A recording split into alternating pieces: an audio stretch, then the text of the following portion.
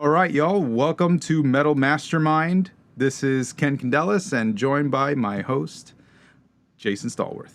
Jason Stallworth. We're here, dude. What's up, brother? And we're just, not much, man. I'm just doing a quick test to make sure we're live on YouTube here real quick. Sometimes with the technology, we have some hiccups here and there. There we go. Great, great. So, Jason, how's everything been with you? We've had another 2 weeks to sort of prepare for today's show, and it's going to be a really, really cool show today.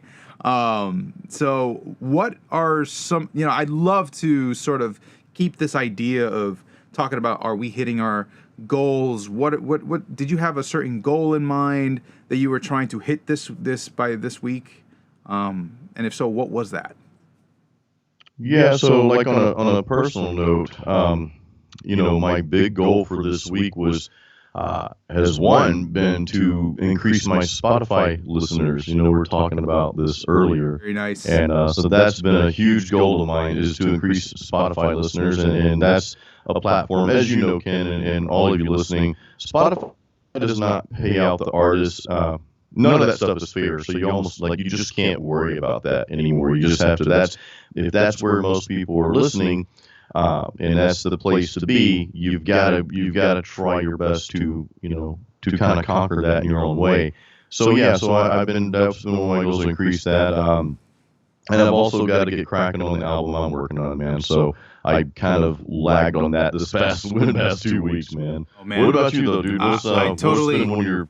I can totally relate to that because, sometimes you get caught up with life so much, right? This is one of the things that we're so adamant about talking with, with our community, and life does get in the way sometimes. But I gotta say, even though despite that, you're a hardworking dude and you gotta give yourself a pat on the back. I love that you are always like trying to find something to work on, because you have to. You have to. And I feel very inspired by you. So thank you for sharing that. I was looking into, I've been so far working with another mix engineer on my album, Nice. as well as he's going to be playing some bass.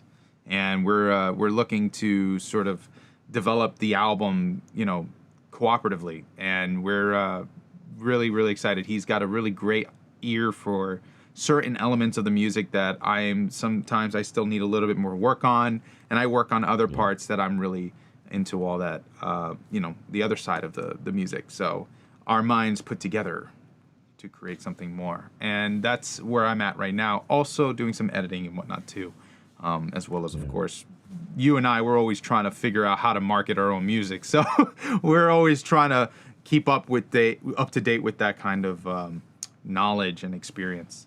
But today, right, we're going to talk about something that is, I think, a little bit more on the production end. Wouldn't you agree?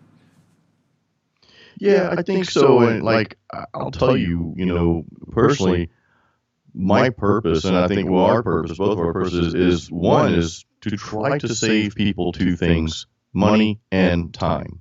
Yeah. And that's what today's session is all about.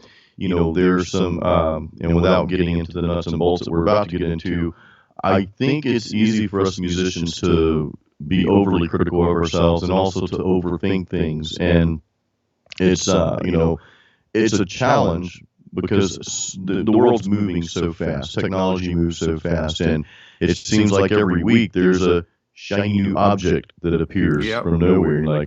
And the first thing we think is well, my stuff is not good enough. I've got to get this new thing. So that's what Ken and I want to talk to you guys about today. And again, just thinking about it, the purpose is really to save you time and money, and to help you focus more on what you really need to be focusing on.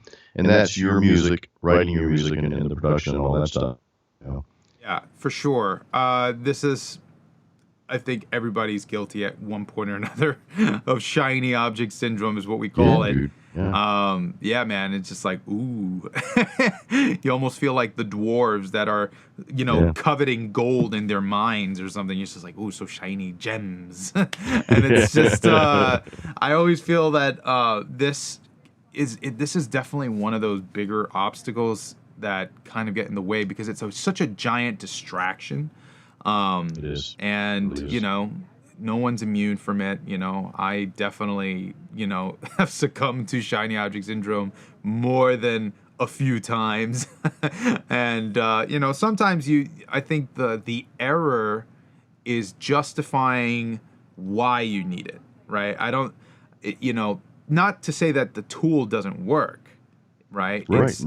It's to say that, well, you're sort of giving yourself an excuse as to why you can't do something else because of it. That's where I feel like the goal of today's conversation lies.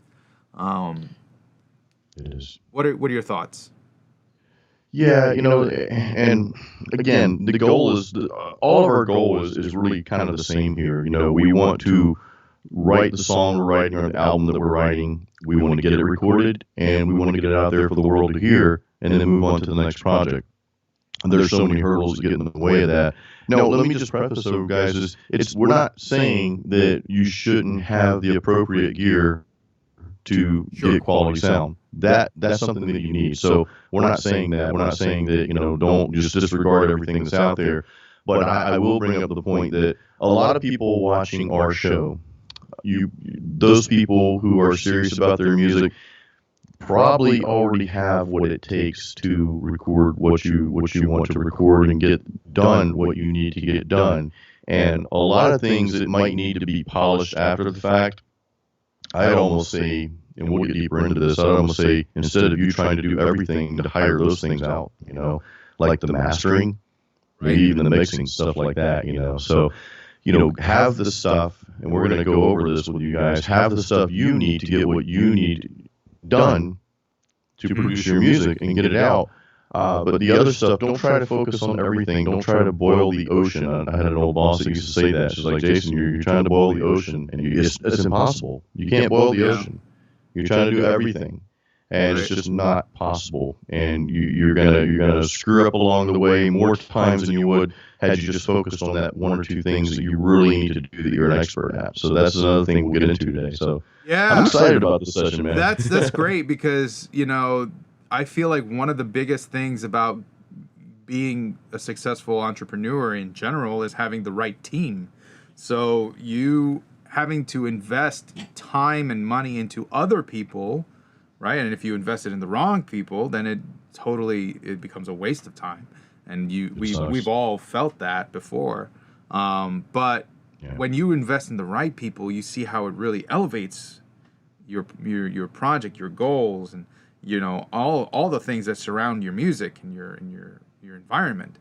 So you have a great point there. And when it comes to getting the right gear too, you definitely don't want to cheap out too much on the gear. Like if there's if there's something that you're particularly after, I always say buy nice or buy twice, right? So whenever I can, I try to get the better quality version of what I'm trying to do. Sometimes it's not always possible. I understand that. There's always going to be something more expensive. But it doesn't necessarily mean that it's necessary, right? You want to buy a good quality product for what it is that you need, and maybe some flexibility around that, but that's an entirely optional thing. And we discussed this in our online Ultimate Studio Guide, right? We talk about, what is the type of interface that you need? What is the type of microphone that you need, right? And we shed our light on these sort of topics. And part of that is in today's discussion of talking about like, okay, well, I already have a microphone, let's say. I have a microphone, I have an interface. Do I need to upgrade? Probably not. It's really all about how you're using it, right? So the idea that, maybe you're only a person who maybe, let's say, in your case, let's say you're playing guitar and you're doing vocals, you probably don't need a big interface to do all that stuff, right? But if you wanted, for example, if the situation arise that you were, mixing your album in stereo and you were like, I want to do surround sound. Okay, well, maybe you probably need a bigger interface to do that because you need more outputs, right? So if you're not doing any of that, it doesn't make sense for you to go through the entire process of like getting a new piece of gear just for something that you're never going to use, So that's in that case, it becomes a luxury. And what we're trying to do here at Metal Mastermind is mitigate how much you invest in luxuries versus how much you invest in essentials and what it is that you actually need to succeed. And to make that distinction clear, because some people, I think, get really caught up in the idea that because something is fancy and it looks really, really cool and it's going to sound great, it's what they need versus that's just a luxury, And I find that all over the place. I teach at SAE Institute audio engineering, and my students all the time, they ask me, well, what should I get? I looked at this looks great. And I asked, okay, what are you trying to do? Just vocals. And I'm like, that thing has like fucking 10 inputs. Like, why the hell do you need that? That's the magic question. You said the magic question. What do you want to do? That's the magic question you have to ask yourself. Yeah. So you really said, I'll give you two like real short examples real quick. So I've been wanting to play out now that in Florida here where people are starting to get out again, and kind of as a side gig, I'm just doing some acoustic 80s stuff, and I was wanting to buy a board and a monitor and all that. So the mixing board, I was looking at my budget, and I'm like, well, this 6-channel mixer board, okay, that's in my budget, that's probably all I need. But of course you've got a 10-channel, 12-channel, 32-channel, blah, blah, blah. I actually went up to the 10-channel board. I don't need a 32-channel board, but for the reason you just said a few minutes ago, Ken, you made a very valid point, is like you buy nice or buy twice. Now, I could get away with a 6-channel board, yes. But there's, I only need 2 inputs, guitar and vocals, but there's a chance I may have more than one person up there at some point in time, and that 10-channel board wasn't that much more, and it came with a few more effects and things that I'm like, okay, I'll probably use this. So right there's one example. Now, kind of reverse example is the interface I bought. I upgraded my interface, my audio interface, about 2 years ago, maybe more than that. And I went from a 2-channel interface, which I can't show it to you because I'm using it right now for this, to a 4-channel interface that was substantially more. When you mention interface, I'm thinking, I don't need the interface I have. And had I been a little bit smarter about that, because I know that in my studio, I'm only going to be recording one, maybe I might need a stereo input, at best. My thinking was, well, I want my guitar in here, and I want my mic amp and my vocal mic plugged in at all times. I mean, do I really need that? No. I could have stuck with a 2-channel interface and just had cables running from my guitar and my bass or whatever, and cables running from my amp mic and my vocal mic there to just plug in when I need it. It would have simplified my life much more. I would have saved a few $100. So there's just 2 examples right there, going kind of both ways, and getting the gear that's going to last for you, versus getting gear that's like, well, I really don't need that bigger and shinier object. Right. Totally. And a lot of companies like to mark up their products, because it's just, it's, what are you buying? You're buying really just something that was no different than some, for example, let's talk about Gibson, right? We've seen Gibson, Gibson's a giant name in guitars. But we've seen companies like Gibson mark up products that they've taken shortcuts on, right? Way up, dude, yeah. Way up, right? And this is like also, this is a phenomenon that happens with companies like Apple or Dyson. Like Dyson makes like fucking plastic fans that they cost like $1,000. Like, what the hell? What are you buying, Jason? Right. What are you buying? That's the thing. What are you buying? That's just it. And you have to, I think, Ken, you have to dig in a little bit too and do your due diligence, do your research on the company. If you see a guitar that costs $5,000 and it has the name Gibson on it, research the parts. If you're really serious about it and you're willing to spend that much money, research each and every individual part that comes on that guitar. See where it was made. See how it was made. You know what I mean? Do your due diligence. Don't just be a consumer that says, okay, it's expensive, so it's prestigious. It must be worth it. Right. Yeah, that in some cases it is true, but not all of them. You know, many times it's just the name. It's just the name that you're buying. And that's what becomes the fault in our stars, so to speak. You know, we're always looking for something that's going to. You know, here's the thing. Sometimes I always thought about this. It was like, you know, why spend that kind of money on stuff like, you know, Gucci or, you know, Louis Vuitton? Like, what are people really getting out of it? Like Louis, if you really looked at it, you go from Louis Vuitton to another, you know, leather bag. It's still leather. It's the same material. Nothing's really different.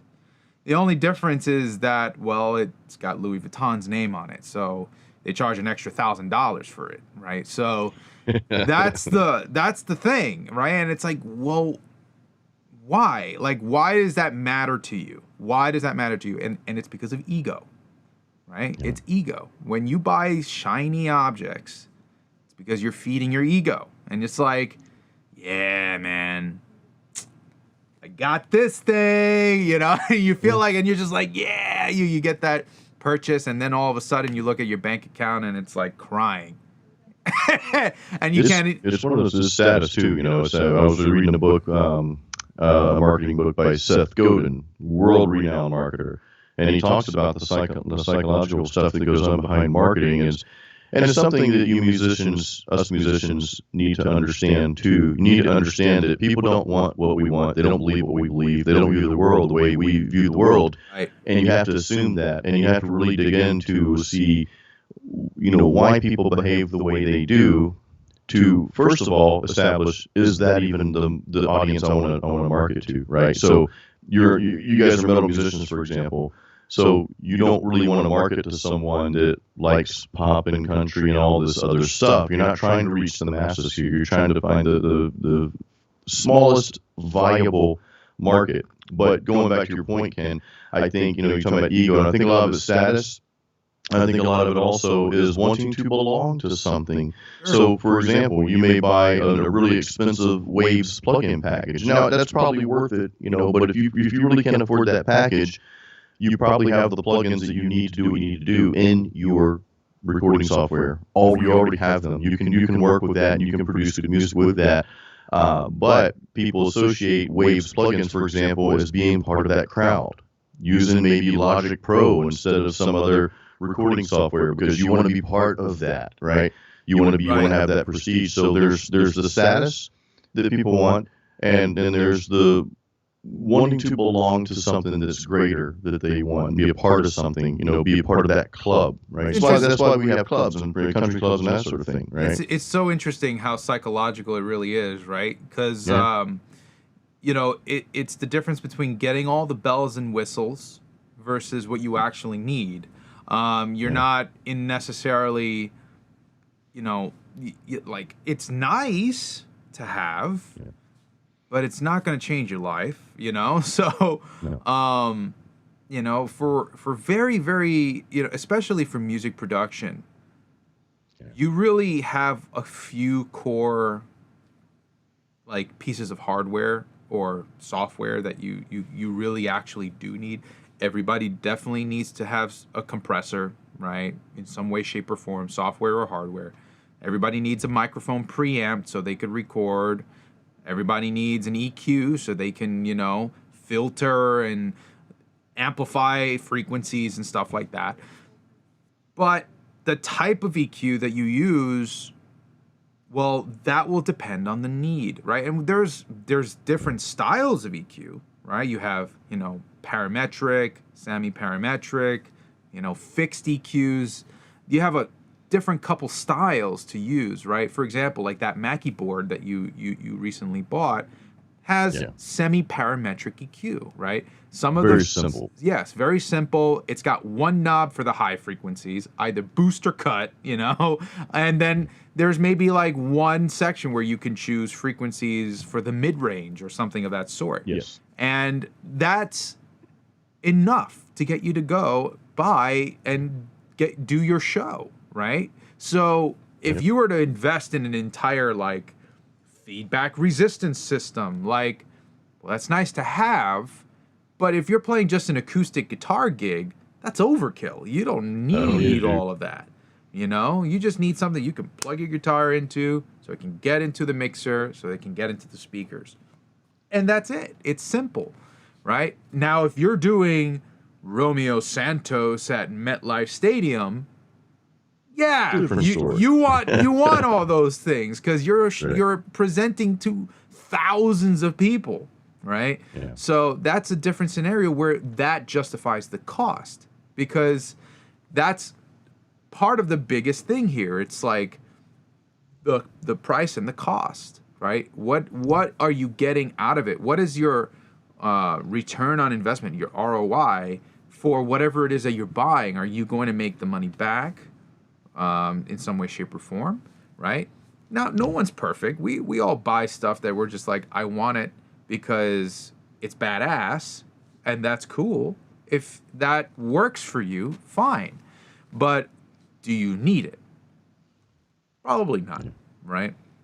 Well, there's another question in there too. Do you know how to use it if you do get it? That's true. And are you willing to put the time in to learn it? And that's, you can actually sabotage your music by getting more expensive gear and getting in over your head on stuff that you don't know how to use it. You're talking about EQs. So my EQ on my board I bought, Ken, I call it Jason proof. There's only knobs for it. So I'm like, I can't really screw this up. If there were more knobs on that thing, there's a good chance I'm going to screw it up. So I'm a very simple person by nature. I like simplicity. I adore that. I treasure that. But and I understand that not everyone's like that.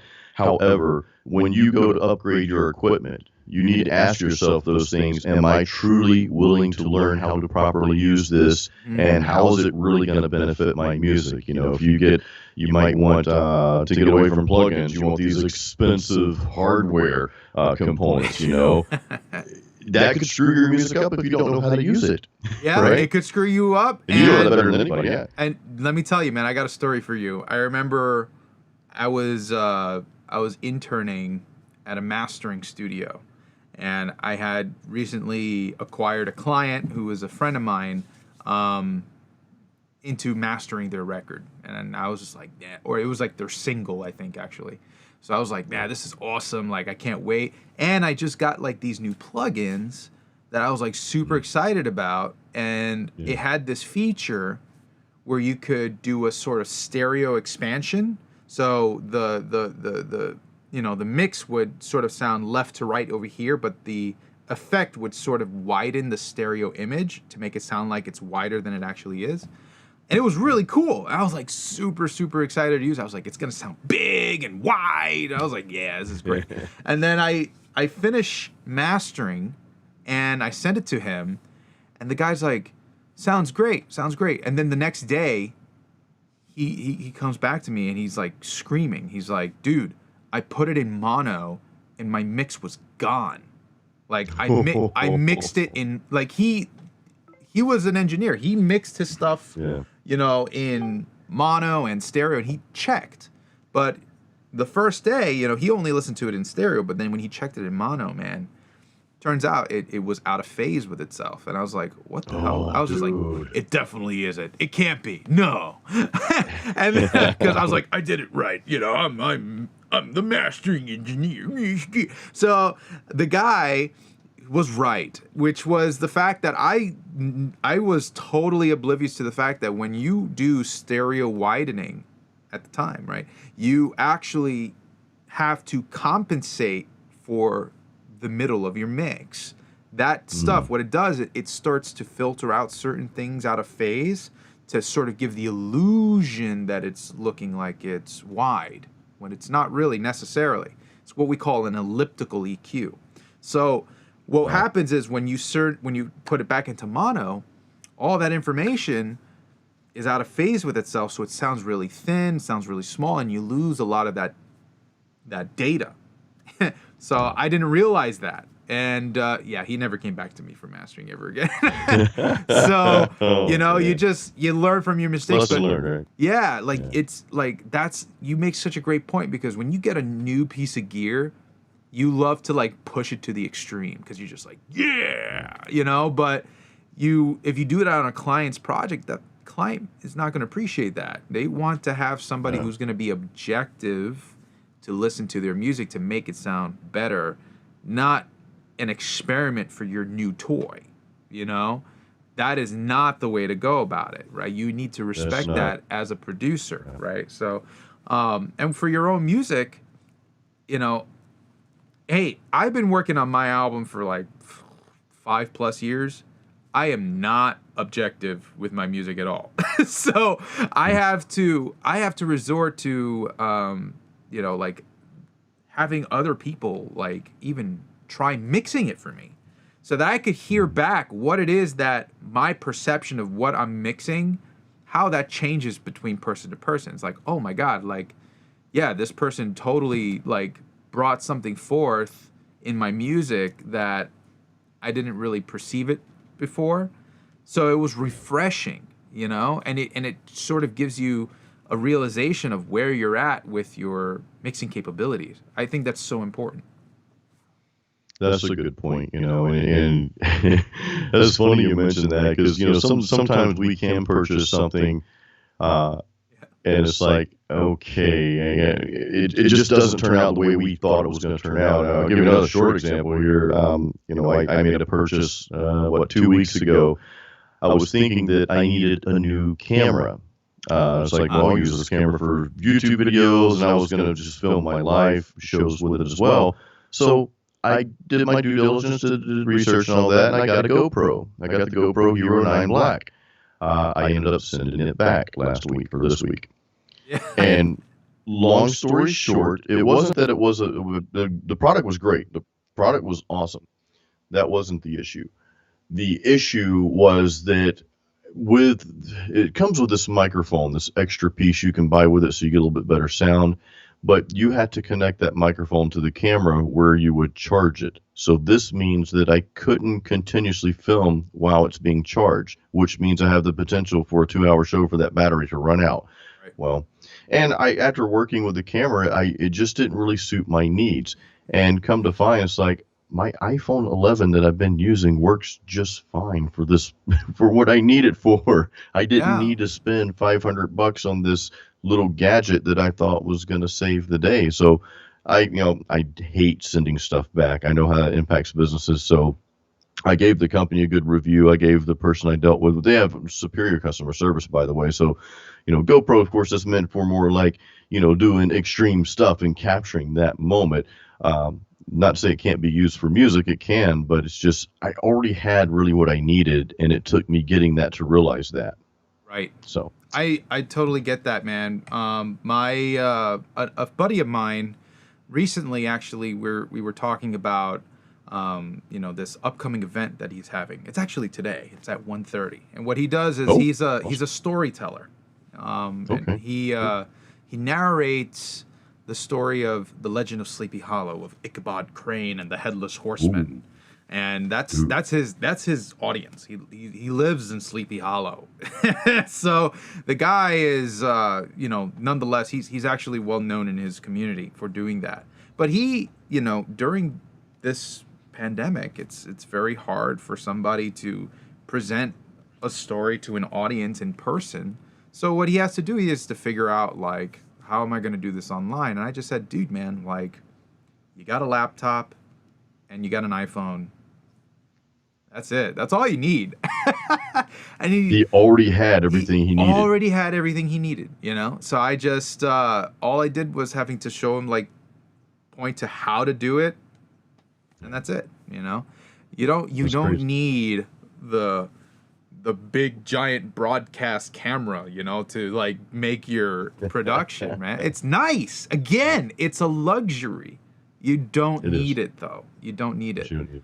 So I love that we're talking about this, man, because like these companies are so good at marketing their stuff, right? You They know, are. you look at Black Magic Design, I think it's called Black Magic Design. This Yeah. video company that makes all these like awesome like cameras that are 4K and 6K, and if you're a cinematographer for a living, right? And that's what you do, Yeah.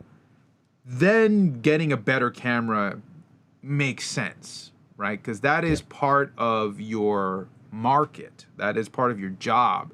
But, you know, again, depending on what you're using, if you already have a very high quality camera, you don't necessarily need to buy another one, right? Right. And in this case, you know, like looking at these companies or like Apple, for example, probably the best company out there for marketing, right? If you want to really learn marketing, just take a look at Apple's website. Their conferences, everything about them is so polished. And you just like the image that comes across, right? Again, it feeds your ego. You're like, man, if I get Yeah. that, I'm going to look so cool. I'm going to look cooler than the rest of them.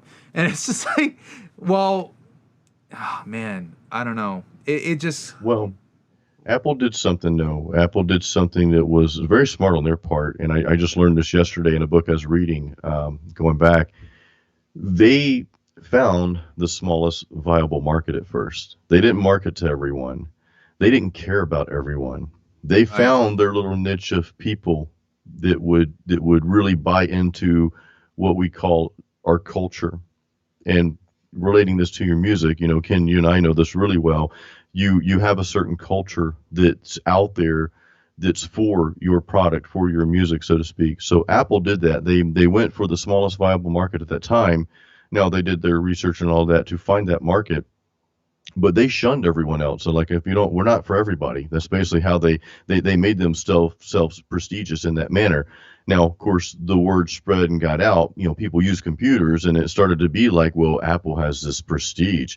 What is it? That drew curiosity out in people. So, and of course, the product was good. And I'm not getting into the PC versus Apple war. I'm the last person to even talk about that. I've used both and had success with both, but that's how Apple built it. They reached for that, and Ken, you and I, we talked about this. We will get deeper into the marketing aspect of your music at some point. I know there are a lot of people out there doing that, but Ken and I have really found some organic ways that don't cost you money to really get yourself out there. So we'll talk more about that in future episodes. But again, Apple created a prestige, and then it Right. spread like wildfire. Now I think, Ken, sometimes I feel like you mentioned earlier how companies get to a certain level, Gibson, for example, and then then money becomes more of the factor, and shareholders become more of the factor. So like, Mm, well, where can we cut to save cost? And right. that's, I think you and I both have kind of a hatred for that. Well, you know, I mean, it's a valid point because Yeah, companies at a certain moment, right, they sort of have to shift their focus because if a company becomes too big, they can't yeah, be the same small company that they used to be, right? So you're right. they Yeah, do shift their priorities, and yeah, they're going to have probably stakes with investors. And that's yeah, something that they need to tend to, right? So yeah, they can't be the small little kid on the block. They are Apple, right? So it's yeah, like, okay, now there's a bigger name at play. So yeah, yeah, I know, I totally get it. Like, you know, the it's like the disparity between small business and big business. When you cross the threshold from small business to to small business to big business, the game changes, man. yeah, it does. And same thing with people, right? If you know somebody from the block who becomes a superstar, right? They're Yeah, not going to be the same as they were, right? They are no, they're not. they are going to change. And you know, I understand, you know, I've seen a couple of, you know, motivational videos and just interviews with people like, let's say, for example, like Jay-Z, and him Yeah, talking about, you know, well, you don't necessarily change, but the people around you do. I do believe that. I think there is definitely a part of that. But for you to get to that point, I definitely think there's change. I don't think necessarily you are the same person, because you can't be the same person. You have to learn, you have to grow, you have to be, you have to have a different headspace into becoming that role. That is true. And not just like, I mean, for example, like, you could definitely become lucky and hit superstardom, but then if you weren't ready for that mentally, you end up back where you started. These are the one-hit wonders that we see all the time, right? Yeah. But to be like a Jay-Z, you need to change. You need to like conform to a new way of thinking so that you can maintain what you have, earned. And that is so powerful to me, that it goes back to the company thing that I was talking about. Like, Apple, when they became big, they couldn't think small anymore. They had to think amongst all that. So everything changed around that as well. But yeah, so it's this is such a great topic. I really love talking about this because it's so. It gets deep, man. It does. It becomes very reflective. But the thing I'd like to see, though, companies do, and artists as well, is as they grow and as they change. I have a pet peeve when companies start to cheap out just for profits and just to please shareholders. And this is another reason I don't. If Metal Mastermind could grow, we know that it will grow. It is continuing to grow now, but I don't know. And of course, we'll have this conversation down the road. I don't know that I ever want shareholders involved, because then it becomes not about the people, not about our people anymore. It becomes about pleasing shareholders, and I don't. And I think that's where, and I'm not saying shareholders are bad. I'm not saying shareholders, companies that have shareholders that are public are a bad thing, but you are faced with decisions as well. The shareholders they expect an X amount in return. We have to make that happen, or they may pull their funds and then we're screwed. So you kind of, I almost feel like, you either set yourself up for great success, or you really put your back against the wall and you're kind of a slave to the shareholder, and the person that usually loses is the client. Well, that's a great point, and the relation I can make to that is being an indie artist versus signed to a label.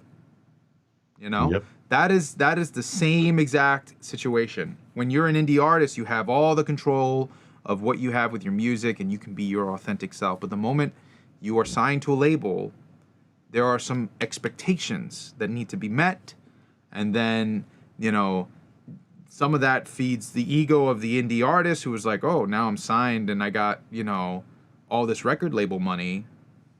Yeah. Why not roll up in a limo? So then that sort of changes too. But absolutely. And for a channel like us, like with Metal Mastermind, I really do believe that at the core of it, I don't know, I always felt it was supposed to be something of a small business. Now, small businesses can make a lot of money. That is definitely. Oh yeah, absolutely. That is so true. But I don't see how much wider Metal Mastermind as a company would be able to get. So it's just kind of it's interesting you say that, because I sort of feel like we're on a similar wavelength when it comes to that. I love being an independent artist. I love being an independent entrepreneur. Oh, absolutely. Having to suck up to investors is definitely not my cup of tea, and I'm not good at it. So, no, I'm not either, dude. We don't want a boss, right? We're our own boss. I mean, we're metalheads, man. Like, metalheads are probably the most authentic people, down to earth, simple people that really want, just happiness out of their lives and able to enjoy some sort of freedom. Nobody wants to be locked up to other, people and being dependent on other financial contributions. I mean, like, you could look at politics for that matter. Like, god damn, like, that's a whole mess in and of itself. Oh, jeez, dude. But you made an interesting point just now about bands, though, Ken. And I think that sometimes a metal band will shift a little bit, and it's not so much they wanted to shift, it's because the label said, well, this is what the trend is, so this is where you need to go. Right. And as a result, they lose a lot of their hardcore fans that way, And I'm not saying they should or shouldn't change. I'm not going to get into that argument. Like Metallica, for example, they lost a lot of people after the Black Album because people, true metalheads, were like, "This is our thing. This is our band," and then all of a sudden, all the people that were telling them, "Well, you stupid metalhead," and picked on them, well, they're listening to their music now, and the true metalhead's like, "Well, what the hell? This is for me. This is not for these jerk offs to listen to." But they Yeah. expanded. Now it worked out for them financially. Let me just tell you my theory, and I'm not saying what they did was wrong or right, but I think that Metallica could have not went the commercial route, and they probably wouldn't have made as much money. Well, they wouldn't have made as much money, but I think they still could have earned a decent living playing the music they love. That's just my thoughts. Yeah, it would have been a very different world. I wonder what kind of influences would have arose if Metallica hadn't done that. It's an interesting conversation. Maybe we can talk about that someday. That's an entire conversation. We could look at the metal map you pulled out a while back, a few episodes ago, and what would metal look like today had Metallica not gone commercial? Because again, they were so hardcore, man. They were so rebellious and so like, this is Dude, metal. listen to Kill 'Em All, man. Kill 'Em All is like raw thrash, man. It's raw, dude. It's so raw. I loved it. They enhanced production with puppets and with Justice. I can't say Injustice for All because they cut the bass out. That was kind of a dick move, but you know what I mean, though. They got better and better and better, and of course, once they went commercial. My high school, at the prom, I didn't even go to my prom. I went to the one the year after. I hated that sort of thing, but people were country line dancing to Enter Sandman. That shouldn't be possible, but anyway, I don't even want to talk about it anymore. Oh my God. Anyway, let's get back on track because I know we went on this giant tangent, but that's okay. Yeah, we went on a tangent, dude. Totally you brought something up earlier, though, Ken. You said a magic acronym earlier in the episode here, and when we were talking about gear and shiny object syndrome, you brought up a magic acronym, ROI. Yeah, return on investment, man, and that brings us to our next point, really, because we need to figure out then, what do you need and how do you plan to budget that into your setup? Yes. Right? So what can you afford to buy? And what is a realistic approach to earning back the money that you spent? For example, if you're not a working indie musician in that sense, like you're living off of that income, buying equipment that is expensive and definitely would be considered a luxury in like our book. If you're just a singer-songwriter, don't get all the fancy bells and whistles. You need to find what is going to just get you recorded first, because you can upgrade that later. You can upgrade that later when you've made a couple sales on your CD, right? You want to make sure that once you get your CD out there and it's, I would definitely say record your parts, but then should outsource the mixing, the mastering to make it as best as possible, right? And then find your audience, use that to grow your audience, earn a couple CDs, and before you know it, I think the sales that you earn off of that small base could be enough to recoup what you spent on the gear, right? If you spent $200, on your audio interface, that's totally reasonable to recoup from a CD sales, right? That doesn't take that much. If you're selling, $10 a pop for your CD, even that's 20 people you got to sell to. Like that's not hard to do.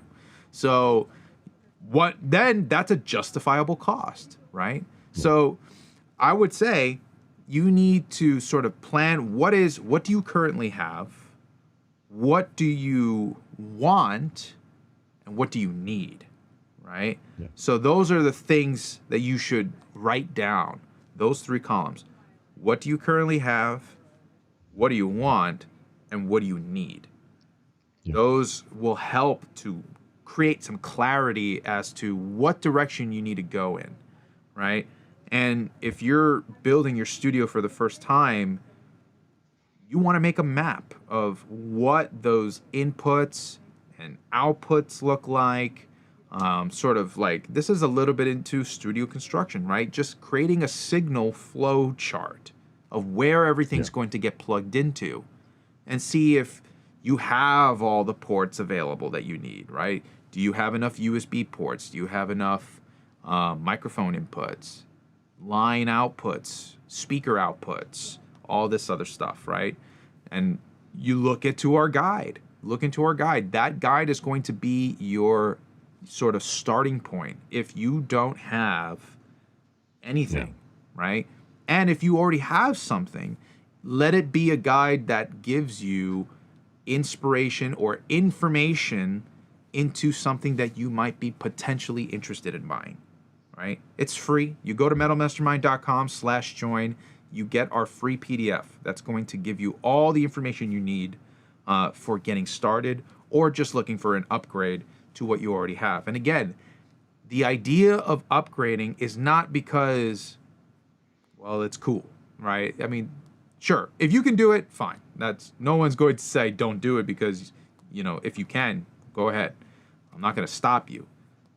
Absolutely. But don't justify that it's because you needed it. You just wanted it, not because you needed it. Yeah. Right? So Just be honest with yourself. just be you know? honest with yourself. Exactly. Yeah. And that's the point of what we're getting at here. Shiny object syndrome, man, it is a forever battle. It is a forever battle. And, you know, I'm guilty of it plenty. But luckily, you know, like I'm in a position where I was able to afford to have that luxury. And I am grateful for that. But I am not going to argue that I needed it. Like, I just wanted it because I had a different reason to say. For example, if you're getting a controller for mixing, right? A mixing controller where you can touch faders, right? You don't need that. You could use your mouse and, you know, touch the faders on the screen. That's fine, you know? But if you wanted a tactile approach to feel the faders, okay, that's something you want. You know, maybe it'll make it easier. Do you need it? No. Right? So No. those are the questions that I always kind of keep in the back of my head when looking at this kind of stuff. What are your thoughts? No, you're right. And like the other thing is, you know, going back to the ROI, you know, like Ken's saying, is getting this new toy, this new product, this upgrade, is it going to make you more money in your music business? And I know a lot of us don't like to think like that because you know, a lot of us musicians, well, we're more artsy, you know, we don't care about the business side. This is our passion, and that's fine. Keep that, but understand that, look, you want to get paid for what you love to do. There's nothing wrong with that, right? So you do need to set some ground rules for yourself. And it's like, okay, map out a plan. This thing costs $500 to upgrade my interface. Do I expect to make that back on my next album release? Make a plan for that to happen. How are you going to pay for that? That's great, because the goal setting is like a super important part to all of this. Yeah. I just recently went through sort of module for goal setting, and the idea was, one of the big takeaways that I took from it, was that you have 3 levels of goals. You have A-level goals, B-level goals, and C-level goals. A-level goals meaning these are the things that need to happen now. Like, you need to take care of this now. B-level goals are sort of in between A and C. And you're just kind of like, I'm not sure if this is something that I need to do now or if this is something I can wait till later. C is definitely stuff that you can say, okay, that's going to be for later. But once you have charted what is A, B, and C, you need to sort out, the bigger part here is sorting out what is in B. Yeah. And then saying, okay, eliminate B and see where the things in B can go. Is it really something that you think is going to happen now? Okay, then put it in A. What about C? Oh, okay. Well, this thing I can kind of hold off a little later, really, to be honest, right? If you're being really honest with it, you can put that off. And then you want to be left with only A and C so that you can prioritize what's A and then C can be down the road. I really believe that's a great method for figuring out what your goals are. And if you're trying to, you can put in the types of gear that you need in order to figure out when you should get that gear, right? If you're saying, okay, my album needs bass, right? I'm a guitar player, but I need bass. Okay, that's an A thing. But that really cool bass plugin, that's a C thing. That's not going to be something you need immediately, right? Right. So you want to get the bass recorded first and then work with what you have. If you can afford C, great. That's just the luxury that you tag on to that. But you don't prioritize, you don't put C in A and say, I got to get this bass plugin because if I don't, the bass ain't going to happen. Right? That's the wrong way to look at it. That's backwards, right? It's get A, which is record the bass, then you can add C if it comes to that, right? Don't limit yourself to the idea that because you don't have a certain thing, you can't do something else. Unless it's something that's a necessity, like having a piece of gear like to record with, like an interface, right? Yeah, you have to have that. Yeah. The thing is, too, like in today's technology, let's talk about interfaces. You guys can go back and we've got a blog post on it and a video on it where we talk about, cheap versus expensive interfaces. Yeah. The thing is, even the lower level interfaces are pretty high quality interfaces, and they're light years away from what we had 10, 20 years ago. Now, another thing I'll talk about real quick is for guitar players, plugins, for example. Guitar players we are overly fascinated with amp sims and plugins, and they're always coming out with new stuff. But here's the thing, just because it's new doesn't mean it's going to be for you. And I'm not a rapper, I didn't mean to rhyme. But just because it's the latest and greatest, like I downloaded one, I'm glad I didn't buy the plugin, but because a lot of times the free version is going to tell you what it sounds like, and I'm like, it's supposed to be this prestigious plugin, and I'm like, this is just not sounding good to me. It doesn't mean it's not good. It just means for me and my specific style, it's not fitting with me. So, and a lot of times you don't want to purchase something, spend a lot of money, and it's like, this isn't what I thought it was. Just like it did with the GoPro, Right. It's a phenomenal product, but it wasn't for me.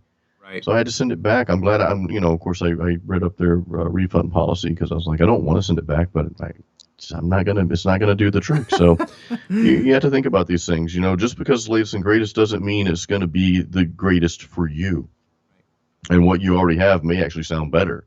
And sometimes we find that, Definitely, man. And you mentioned something. It was just off the tip of my head. Screw. Oh my God! But just all the points that you made of making do with what you have is super important, man. You really can't give into shiny object syndrome. SOS. It's a call for help. Yes, a call for help. Shiny object syndrome. I love that. So anyway, guys, if there's any questions, of course, please let us know. Metal Mastermind, we're going live every other week. So by the way, this is obviously a new setup for those of you who have seen, I forgot to announce that. Like, hey, we're trying something new today. So we are trying something new today. Cool. And let us know what your thoughts on this new format is. If you like this better, let us know. We'd like to know. And don't forget, everything that we talked about today with Shiny Object Syndrome is all involved with how to create your studio, how to make a more efficient or upgraded studio. We give you all the information you need in terms of doing that on metalmastermind.com. And if you click metalmastermind.com/join, you get our free guide. That's where you'll find the PDF download so you can do this on your own time. Follow the steps. It's not a long read. It's it's big text with big pictures. So we're knuckleheads. We like pictures, you know. We're knuckleheads here. So we're going. It's an easy read. It's really fun.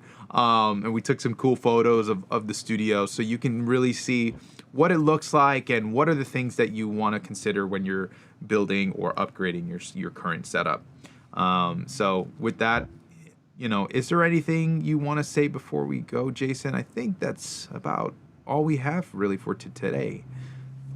No, just make sure you guys subscribe to Metal Mastermind on YouTube here, because we, Ken and I do these live sessions here, which we enjoy. But also we put out a lot of videos. Go back through our log of videos, and I'm not talking about log as in the poop, log. Sorry, I had to make a bad poop joke. No, someone told me that joke, and it's like, hey, why did Mr. Spock go to the bathroom? I'm like, why? He wanted to see the captain's log. But no, on a serious note, go back through our videos there and just check those out. Like them and all that good stuff. That helps us out. But we're putting out like a buttload of content for you guys on our blog as well. So YouTube and blogging, we're putting it out there. It's free stuff.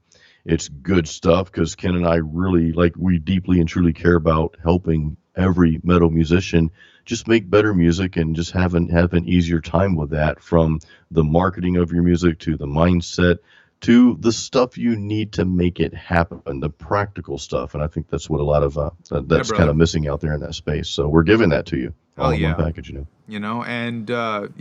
check out Jason Stallworth's music. Check out Homeric. You'll find all of where our inspiration comes from, and why we pour so much love into Metal Mastermind. I really do believe that the world really does need a good headspace for metal musicians, and that's what we're trying to provide here, along with the tips and tricks and tools that you guys need in order to do better for yourselves. So with that being said, thanks so much. Horns up, everybody. This is Horns up, guys. Metal Mastermind. Thanks so much. Take care.